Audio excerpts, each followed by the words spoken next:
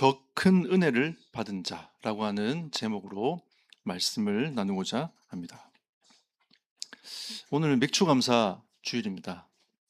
우리가 맨날 무엇을 감사할 것인가 이런 이제 생각과 고민들을 많이 하게 되는데요. 하나님께서 이 절기를 주신 이유가 분명히 있습니다. 왜 이스라엘 백성들에게 절기를 지키라고 말씀했을까요? 신명기 8장 2절에 보니까 하나님이 너에게 준 구원의 은혜를 잊지 말아라 라고 말씀하셨습니다. 우리는 자꾸 까먹어요. 망각하는 거죠. 예. 그러니까 하나님이 주신 그 구원의 은혜와 축복을 자꾸 잃어버립니다. 그리고 자꾸 현실을 더 크게 생각을 하죠. 이스라엘 백성들도 출애굽에서 나왔지만 그 현실은 녹록지 않았습니다. 왜냐하면 하나님이 성막을 지으려 놓고 그 성막 위에 하나님의 신이 오르면은 다 짐을 챙겨가지고 다시 또 이동을 하게 되는 거죠. 그러니까 그런 이제 방랑자의 어떻게 보면 삶을 살았던 겁니다.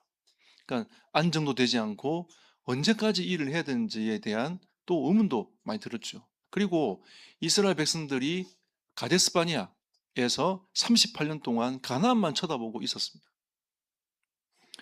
하나님께서 그렇게 만드셨어요. 그러면서 이스라엘 백성들에게 새 절기를 지키라고 말씀하셨습니다. 그 의미는 너희가 구원받은 것이 얼마나 감사하고 감격되어지는 것인지를 너희가 알아라 라고 하나님이 말씀하시는 겁니다. 우리가 왜 오늘 성찬식을 하고 또 왜 맥주감사주의를 지킵니까? 이런 기념을 하는 날에는 그 의미를 더 깊이 생각하고 하나님을 바라보면서 예배하라 라고 하는 그 의미가 이 속에 담겨져 있는 것이죠. 그래서 여러분과 저는 이 구원의 은혜에 대해서 잊지 말고 그 은혜에 감사하고 감격하는 오늘 맥주 감사 주일이 되어야 되겠습니다. 그리고 신명기 16장 17절에 보니까 복 받은 것에 대한 감사하라고 했습니다. 그걸 계수해 보라고 했어요. 너희가 하나님 앞에 드릴 때에 힘껏 드리라고도 말씀하고 있습니다. 우리가 받은 복과 이 은혜가 세상의 어떤 것과 비교할 수 있는 게 아니라 했습니다.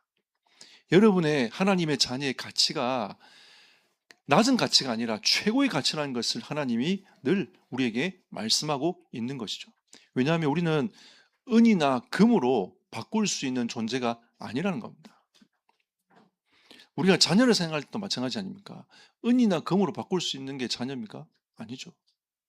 이 자녀의 가치는 세상 어떤 것과도 비교할 수 없는 게 자녀의 가치입니다.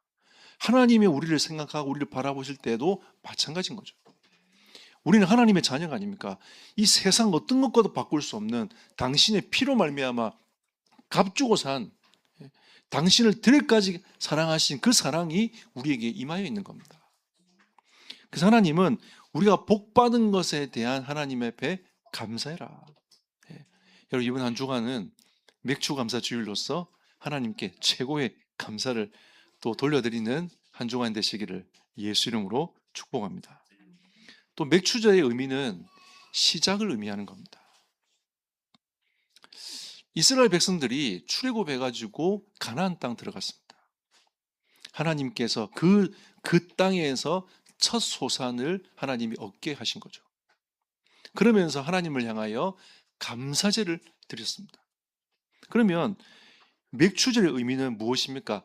감사로 시작하는 거죠. 여러분과 나의 인생이 감사부터 시작하는 겁니다.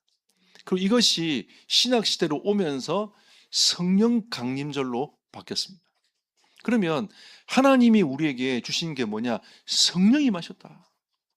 하나님이 우리에게 성령이 임하도록 만드셨다. 그 약속하신 성령이 우리에게 임하여서 그 성령의 은혜로 살아갈 수 있는 인생이 되었다.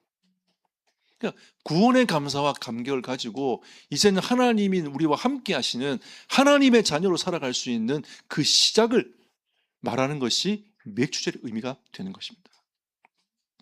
우리는 하나님의 자녀입니다. 하나님께서 우리에게 그 큰 은혜를 우리에게 주신 것이죠. 만약에 내가 하나님의 자녀로 시작하지 못했다면 저는 지금도 어마어마한 영적인 시달림 속에 있었을 겁니다. 근데 하나님께서 나를 하나님의 자녀로 삼아 주셨습니다. 이 땅에 살아가면서 불완전하지만 하나님이 저를 하나님의 자녀로 삼아 주셨습니다. 그리고 하나님의 자녀답게 살아가도록 저의 인생을 조금씩 조금씩 하나님이 변화시켜 가고 계십니다. 그리고 나의 인생의 목표와 방향 자체도 바뀌어버렸어요. 하나님은 그 성령의 역사로 말미암아 인생을 바꾸고 가시는 그 은혜를 하나님이 주신 것이죠. 여러분은 하나님의 자녀가 되었습니다. 하나님의 자녀로서 감사와 감격할 수 있는 그 은혜를 하나님이 주셨습니다. 그래서 우리는 이 맥주 감사 주일을 맞이해서 하나님께 최고의 영광을 돌려드리는 한 주간 되시기를 예수 이름으로 축복합니다. 그와 더불어서 오늘 하나님 이 본문은, 이 말씀은 우리가 이 글자대로는 받아들이기 힘든 메시지일 수도 있어요.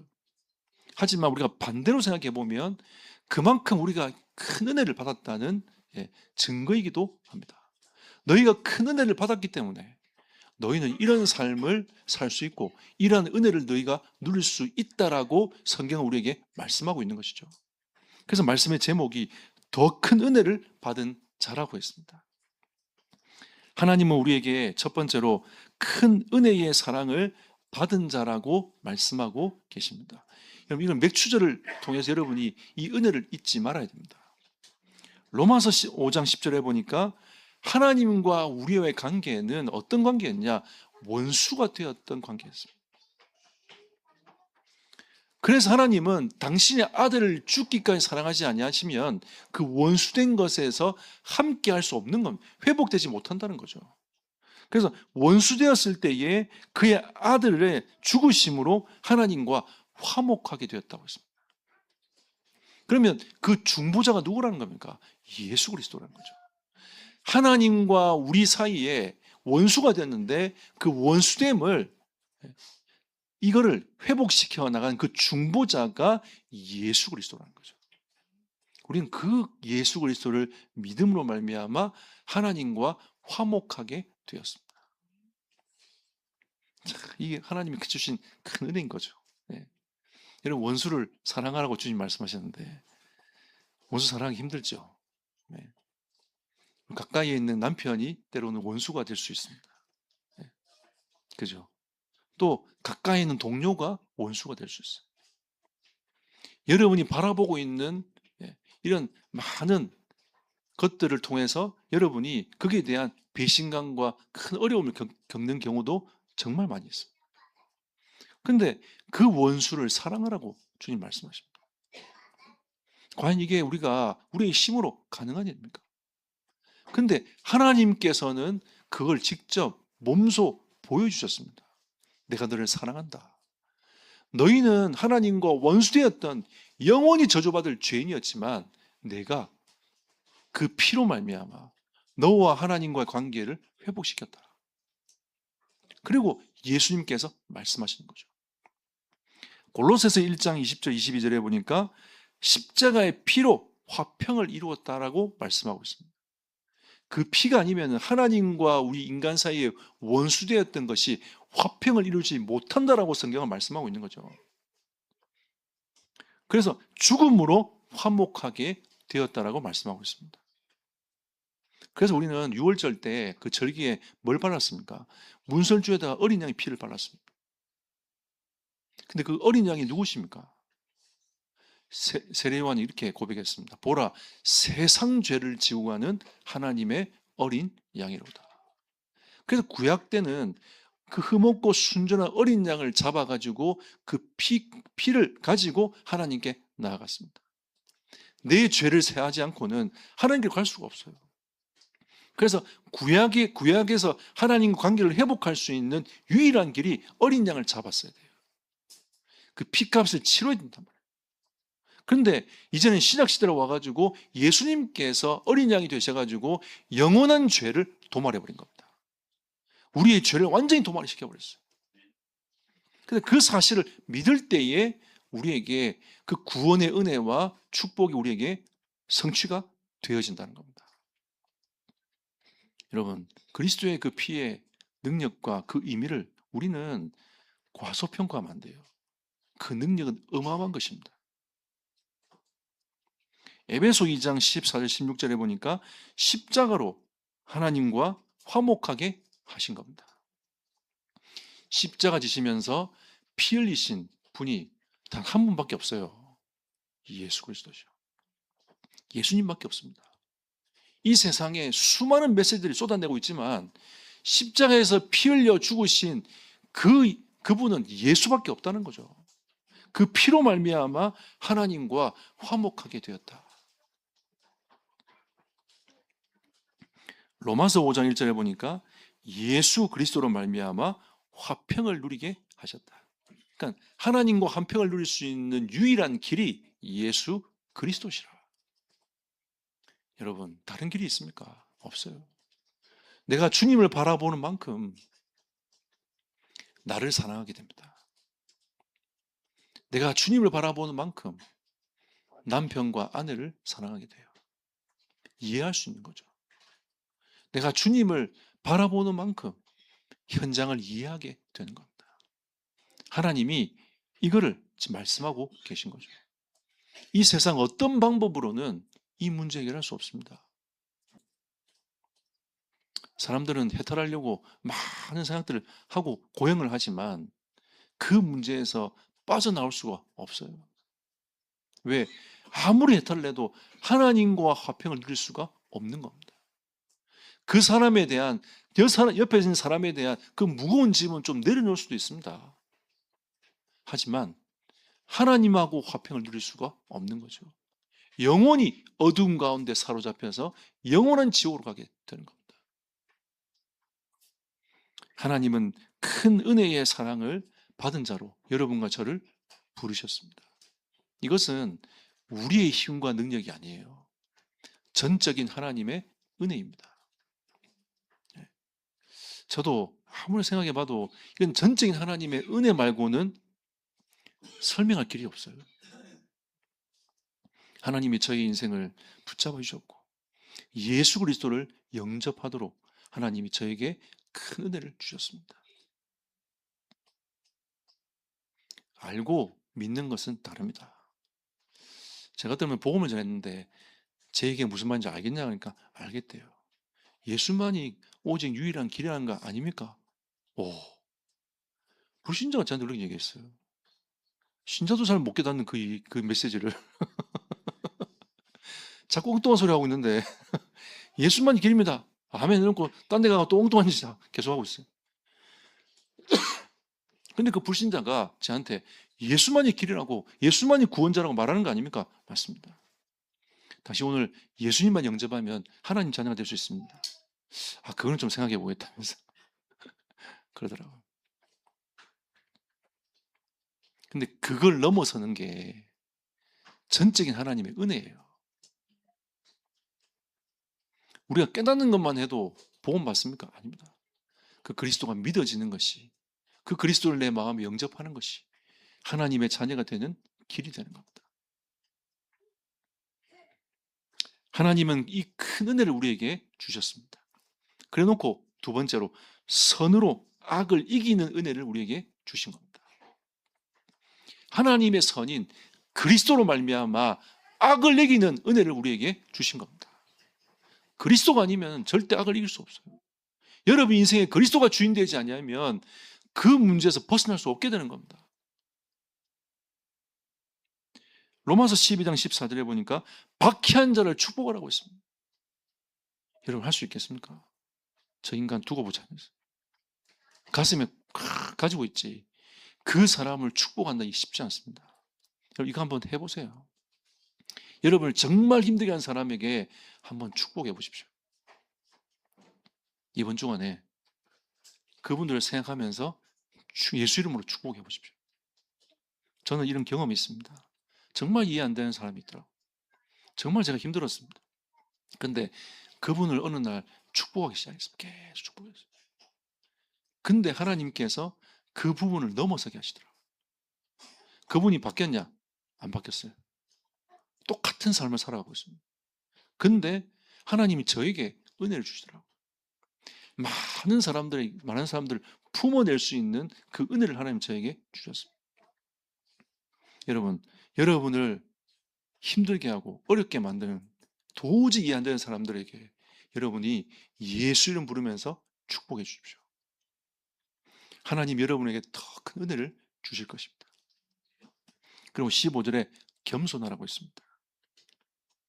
즐거워하는 자들과 함께 즐거워하고 우는 자들과 함께 울라. 이 말은 하나님과 함께 하나님 주신 그 은혜를 생각하면서 그 은혜를 겸허히 받아들이라. 그리고 16절에 하나님의 은혜의 마음을 머물게 하라. 하나님 우리에게 은혜 주셨는데 그 은혜의 마음이 떠나가지 않도록 해라. 머물게 하라고 말씀하고 있는 겁니다. 16절 보십시오. 서로 마음을 같이하여 높은 데 마음을 두지 말고 도리어 낮은 데 처하며 스스로 지혜 있는 채 하지 말라. 하나님이 이 15절과 16절을 통해 가지고 우리에게 겸손을 말씀하시고 하나님의 그 은혜와 그 축복이 나에게서 떠나가지 않도록 거기서 머물러 있도록 만들어라고 말씀하고 있는 겁니다. 우리가 교만해지잖아요. 그때부터 사람들이 밑으로 보입니다.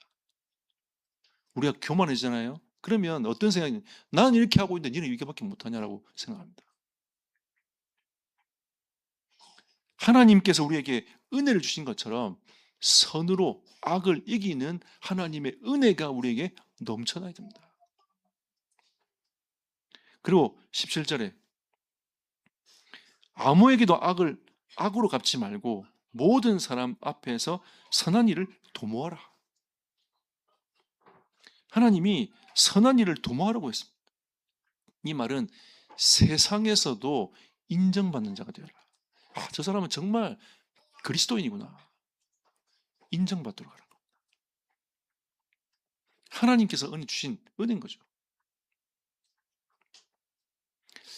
중동 사람들은 일본 사람들과 좀 성향이 비슷한 것 같아요. 뭘 하나 가슴에 딱 품고 있습니다. 어느 날 터뜨리죠. 예. 일본 사람들도 안에 칼을 하나 딱 품고 살아갑니다. 예. 밖으로는 웃으면서 막 얘기하다가 칼을 딱 품고 살아간다더라고요. 어느 날 칼을 딱 꺼낸대요. 저는 지금도 중동 사람들이 뭘 생각하고 있는지 잘 모르겠어요. 이게 속이 잘 안 보입니다. 그리 유하는데 그 유가 이게 어마어마한 걸 가지고 있는 것 같은 느낌이 든단 말이죠. 향방을 몰라. 정치인들도 중정도의 이 표심이 어디로 흘러갈지 모른다. 몰라요. 이게 흘러가는 게 모른다는 거죠. 얼마나 분명합니까? 전라도는 민주당, 그죠? 이쪽은 예, 국민의힘 이러면서 진보와 보수가 확실히 딱 나눠집니다.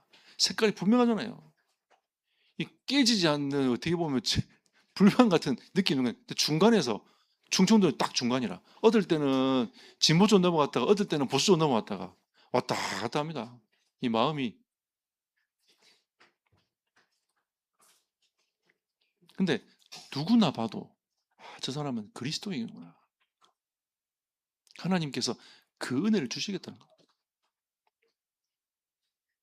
선으로 악을 이겨라. 그리고 18절에 할 수 있거든 너희로서는 모든 사람과 더불어 화목하라. 저도 성향이 있기 때문에 어떤 사람을 만나면 좋은 사람이 있고 어떤 사람을 만나면 불편한 사람이 있어요. 근데 모든 사람과 더불어 화목하라. 하나님이 그 은혜와 축복을 주시는 거죠. 예. 저는 뭐 원수된 자가 없습니다. 누구든지 밥 먹을 수 있고 누구든지 함께 할 수 있습니다. 이러한 하나님의 은혜가 있는 것이죠. 우리는 이러한 은혜와 축복을 가지고 하루하루 응답받으면서 넘어가면서 살아가는 겁니다. 20절에 보십시오. 내 원수가 줄이거든 먹이고 목마르거든 마시게 하라. 그리함으로 네가 숯불의 그 머리에 쌓아 놓으리라. 하나님께서 그 원수를 갚으신다고 말씀하셨어요. 우리가 갚지 말고 하나님께서 갚으시도록 기다리라는 겁니다. 우리는 여러 가지 문제를 봅니다. 그러면 하나님이 다 알고 계시기 때문에 하나님께서 그것을 공의로 다스릴 때까지 기다리라. 그러니까 우리는 뭐 하면 된다는 겁니까? 추구하고 선으로 악을 이기고 원수를 사랑해라. 이게 우리가 가야 될 그리스도인의 방향인 겁니다. 여러분, 두 가지를 한번 생각해 봅시다. 첫 번째는 세상 사람들은 어디에 감사합니까? 뭐뭐 때문에 감사하죠. 우리 아들이 잘 돼가지고 감사하고, 예. 우리 이런 축복이 왔으니까 또 감사하고, 뭐뭐 때문에 감사합니다. 이게 세상 사람들의 감사의 조건이에요. 근데 하나님의 큰 은혜를 입은 사람의 감사는 무엇입니까? 제가 지난주 한 주간 동안에 이 말씀을 묵상하면서 진짜 이 사랑을 정말 깊게 이해하고 누렸던 인물이 누굴까라고 생각해 봤습니다. 한 분이 떠오르더라고요. 손장원 목사님. 손장원 목사님의 9가지 감사 기도문이 있습니다. 예전에 제가 한번 여러분에게 읽어드린 적이 있습니다. 이 감사문은 언제 목사님이 쭉 고백을 했냐면 자기 두 아들을 잃었어요. 그리고 그 장례식 이후에 고백을 했습니다. 첫 번째, 나 같은 죄인의 혈통에서 순교자의 자식이 나오게 하셨으니 감사합니다. 철저하게 자신이 죄인된 나인데 하나님께서 우리 가정에 순교자의 자식이 나오게 하심을 감사했습니다. 두 번째 이렇게 고백했습니다. 허다한 많은 성도들 중에 어찌 이런 보배들을 주께서 하필 나에게 맡겨 주셨는지 감사합니다. 세 번째, 삼남 삼녀 중에서도 가장 아름다운 두 아들 장자와 차자를 바치게 된 나의 축복을 감사합니다. 두 아들이 첫째는 장자며 두 번째는 차자입니다. 넷째, 한 아들의 순교도 귀하다 하거늘 하물며 두 아들의 순교리요 감사합니다. 손장모님 고백했어요. 다섯째, 예수 믿다가 누워 죽는 것도 큰 복이라 하거늘. 우리 대부분 이렇게 생각하잖아요. 예수 믿다가 누워있을 때 주님 나를 부르시면 좋겠다면서. 그게 참 복이다고 이렇게 이게 많이 하잖아요. 이때도 그랬던가 봐요. 내가 죽는 것도 큰 복이라 하거늘 하물며 전도하다가 총살 순교 당함이리요 감사합니다. 여섯 번째, 미국 유학 가려고 준비하던 내 아들 미국보다 더 좋은 천국에 갔으니 내 마음에 안심이 되어 감사합니다. 이 감사 기도문을 쭉 제가 읽는데 이게 과연 가능한 것인가? 이런 생각이 정말 많이 들더라고요. 일곱 번째, 나의 사랑하는 두 아들을 총살한 원수를 회개시켜 내 아들 삼고자 하는 사랑의 마음을 주신 하나님께 감사합니다. 얼마나 괴롭겠습니까? 그 아들을 보면. 그 죽인 사람을 보면 얼마나 괴롭겠어요. 당신의 아들들이 생각나지 않겠습니까? 근데 그 마음을 회개시켜가지고 내 아들을 삼고 싶은 그 마음이 들게 하신 하나님께 감사한다고 했어요. 여덟 번째, 내 두 아들의 순교로 말미암아 무수한 천국의 아들들이 생길 것이 믿어지니 감사합니다. 이 순교의 피로 말미암아 수많은 사람들이 그리스도인이 될 것에 대한 감사예요. 마지막 아홉 번째, 이 같은 역경 중에서 이상 8가지 진리와 하나님의 사랑을 찾는 기쁜 마음, 여유 있는 믿음을 주신 주님께 감사합니다. 우리는 이 기도문을 보면서 이거는 절대 때문이라고 볼 수 없는 겁니다. 만약에 때문이라고 했으면 어떻게 하나님이 우리 두 아들을 데리고 가냐? 이게 때문이 아닙니까? 때문으로 간다면 그 흐름으로 가야 되는 거죠. 어떻게 하나님 이럴 수 있습니까? 나를 목사로 만들어 놓고 어떻게 우리 두 아들을 이렇게 데려갑니까? 우린 이런 고백을 해야 됩니다. 근데 진짜 복음의 큰 은혜를 받은 손영아 목사님은 이 9가지 고백을 하면서 자신에게 있는 그 그리스도의 사랑을 실제로 더 큰 은혜로 승화시켜 버렸어요. 이게 가능한 일입니까? 하나님의 큰 은혜가 진짜 손 목사님의 임하지 않았다며 어떻게 일이 가능합니까? 나중에 진짜 그 아들을, 그 사람을 양자로 삼아요. 탄원서를 씁니다. 죽이지 말라고. 그리고 자기 아들을 삼아요.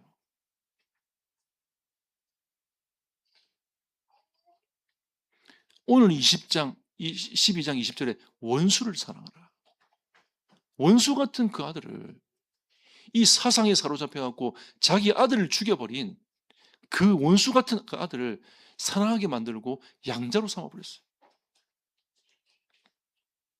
예전에 저는 그 자녀인 딸이 고백했던 고백을 제가 읽어본 적이 있습니다.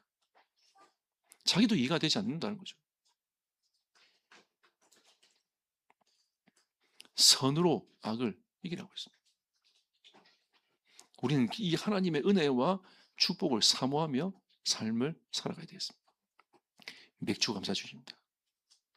우리는 한 번 인생을 살아갑니다. 하나님이 부를 때 언제 부를 줄 몰라요. 이 땅에 살아갈 때에 하나님 앞에 감사하고 더 큰 은혜를 사모하고 원수를 사랑하고 정말 복음 전하고 전도하다가 가야 되지 않겠습니까? 결론 맺겠습니다. 화목하게 하는 직분을 우리에게 주셨다라고 했습니다. 고린도후서 5장 20절에 그리스도를 대신한 사신이 되었다. 하나님이 우리를 원수되었던 이 세상과 원수된 그 사람들에게 화목하게 하는 그 은혜를 주기 위한 전도자의 길을 걸어가도록 하나님이 우리를 부르셨다. 예수님이 그 일을 하셨지만 이제 너희가 그 일을 하라고 하나님 우리에게 말씀하시는 거죠. 베드로전서 2장 9절에 보니까 너희는 왕같은 제사장 거룩한 날에 하나님의 소유된 백성이다. 하나님이 너희를 귀한 빛으로 불렀기 때문에 너희는 복음을 선포하라고 했습니다. 마태복음 5장 9절에 보니까 화평케 하는 자는 복이 있다고 했습니다. 하나님이 우리에게 주신 진짜 복은 화평케 하는 거예요. 그리스도의 복음이 나를 통하여 증거되는 겁니다. 거기에 마음을 품고 기도하는 것이죠.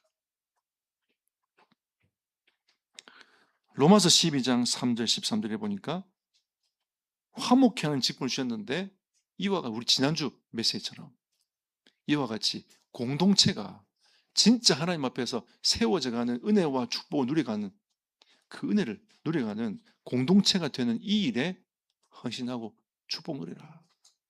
하나님이 말씀하신 겁니다. 우리는 더 큰 은혜를 받은 사람들입니다.